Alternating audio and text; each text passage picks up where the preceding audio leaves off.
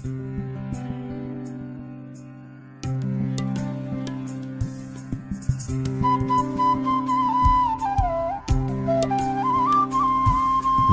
एक गहरा कुआं हूं इस जमीन पर, बेशुमार लड़के लड़कियों के लिए कि उनकी प्यास बुझाता रहूं। उसकी बेपनाह रहमत उसी तरह जर्रे जर्रे पर बरसती है जैसे कुआं सबकी प्यास बुझाता है। इतनी सी कहानी है मेरी, ज़ैनुल आबदीन और आशी अम्मा के बेटे की कहानी। उस लड़के की कहानी जो अखबारें बेचकर अपने भाई की मदद करता था। उस शागिर्द की कहानी जिसकी परवरिश शिव सुब्रमण्य अय्यर और अय्यादुराई सोलोमन ने की।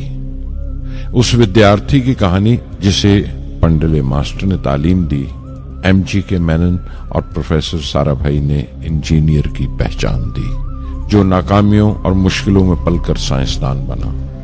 और उस रहनुमा की कहानी जिसके साथ चलने वाले बेशुमार काबिल और हुनरमंद लोगों की टीम थी।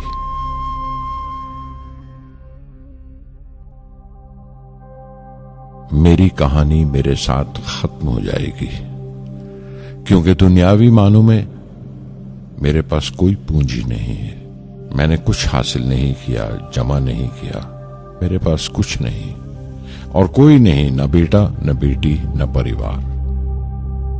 मैं दूसरों के लिए मिसाल नहीं बनना चाहता, लेकिन शायद कुछ पढ़ने वालों को प्रेरणा मिले कि अंतिम सुख रूह और आत्मा की तस्कीन है।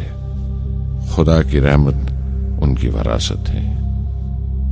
मेरे परदादा अव्वल, मेरे दादा फकीर और मेरे वालिद ज़ैनुल आबदीन का खानदानी सिलसिला अब्दुल कलाम पर खत्म हो जाएगा, लेकिन खुदा की रहमत कभी खत्म नहीं होगी, क्योंकि वो अमर है, लाफानी है। पूर्णमद पूर्णमिदं पूर्णात् पूर्णमुदच्यते पूर्णस्य पूर्णमादाय पूर्णमेवावशिष्यते। ओम पूर्णमद पूर्णमिदं पूर्णात् पूर्णमुदच्यते पूर्णस्य पूर्णमादाय पूर्णमेवावशिष्यते। पूर्णमद पूर्णमिदं पूर्णात् पूर्णमुदच्यते पूर्णस्य पूर्णमादाय पूर्णमेवावशिष्यते। पूर्णमद पूर्णमिदं पूर्णात् पूर्णमुदच्यते पूर्णस्य पूर्णमादाय पूर्णमेवावशिष्यते।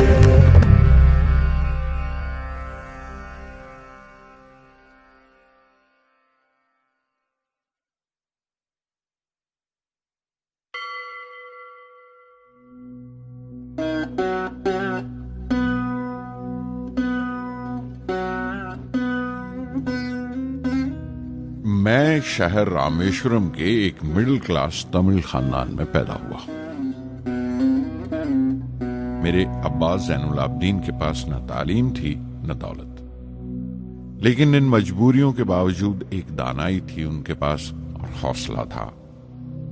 और मेरी मां जैसी मददगार थी आशी अम्मा। उनकी कई औलादों में एक मैं भी था, बुलंद कामत माँ बाप का एक छोटे से कद वाला मामूली शक्ल सूरत का लड़का। अपने पुश्तैनी मकान में रहते थे हम, जो कभी 19वीं सदी में बना था। काफी वसी और पक्का मकान था रामेश्वरम की मस्जिद स्ट्रीट में। मेरे अब्बा हर तरह के ऐशो आराम से दूर रहते थे, मगर जरूरियात की तमाम चीजें मुयस्सर थीं। सच तो यह है कि मेरा बचपन बड़ा महफूज था, मादी तौर पर भी और जज्बाती तौर पर भी, मटीरियली एंड इमोशनली।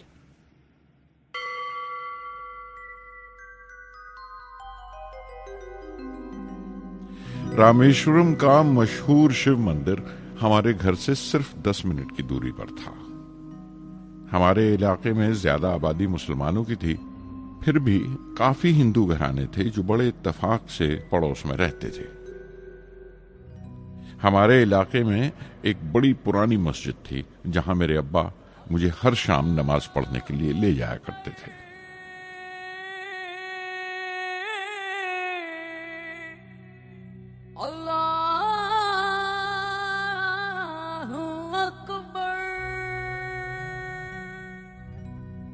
रामेश्वरम मंदिर के बड़े पुरोहित पक्षी लक्ष्मण शास्त्री मेरे अब्बा के पक्के दोस्त थे।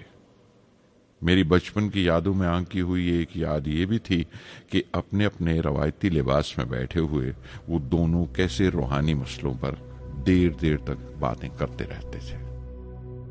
मेरे अब्बा मुश्किल से मुश्किल रूहानी मामलों को भी तमिल की आम जबान में बयान कर लिया करते थे। एक बार मुझसे कहा था, जब आफत आए तो आफत की वजह समझने की कोशिश करो, मुश्किलें हमेशा खुद को परखने का मौका देती हैं।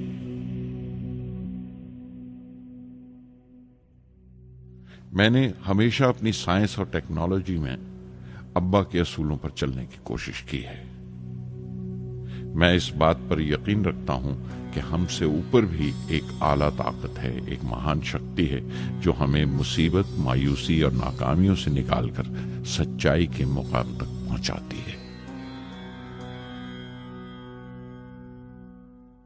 मैं करीब 6 बरस का था जब अब्बा ने एक लकड़ी की कश्ती बनाने का फैसला किया, जिसमें वो यात्रियों को रामेश्वरम से धनुषकोडी का दौरा करा सकें, ले जाएं और वापस ले आएं। वो समंदर के साहिल पर लकड़ियां बिछाकर कश्ती का काम किया करते थे, एक और हमारे रिश्तेदार के साथ, अहमद जलालुद्दीन। बाद में उनका निकाह मेरी आपा जोहरा के साथ हुआ। अहमद जलालुद्दीन हालांकि मुझसे 15 साल बड़े थे, फिर भी हमारी दोस्ती आपस में जम गई थी। हम दोनों हर शाम लंबी सैर को निकल जाया करते थे। मस्जिद गली से निकलकर हमारा पहला पड़ाव शिव मंदिर हुआ करता था, जिसके गिर्द हम उतनी ही श्रद्धा से परिक्रमा करते थे जिस श्रद्धा से बाहर से आए हुए यात्री। जलालुद्दीन ज्यादा पढ़ लिख नहीं सके उनके घर के हालात की वजह से, लेकिन मैं जिस जमाने की बात कर रहा हूं, उन दिनों हमारे इलाके में सिर्फ वही एक शख्स था जो अंग्रेजी लिखना जानता था। जलालुद्दीन हमेशा तालीम याफ्ता पढ़े लिखे लोगों के बारे में बातें करते थे, साइंस की इजाद, मेडिसिन और उस वक्त के लिटरेचर का जिक्र किया करते थे। एक और शख्स जिसने बचपन में मुझे बहुत मुतासिर किया वो मेरा कजन था, मेरा चचेरा भाई शमसुद्दीन।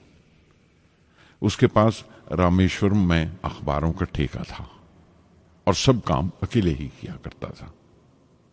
हर सुबह अखबार रामेश्वरम रेलवे स्टेशन पर ट्रेन से पहुंचता था।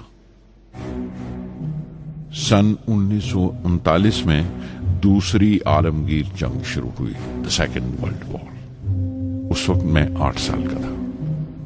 हिंदुस्तान को इत्तेहादी फौजों के साथ शामिल होना पड़ा और एक इमरजेंसी के से हालात पैदा हो गए थे। सबसे पहली दुर्घटना यह हुई कि रामेश्वरम स्टेशन पर आने वाली ट्रेन का रुकना कैंसिल कर दिया गया और अखबारों का गट्ठा अब रामेश्वरम और धनुषकोडी के बीच से गुजरने वाली सड़क पर चलती ट्रेन से फेंक दिया जाता। शमसुद्दीन को मजबूरन एक मददगार रखना पड़ा जो अखबारों के गट्ठे सड़क से जमा कर सके। वो मौका मुझे मिला और शमसुद्दीन मेरी पहली आमदनी की वजह बना।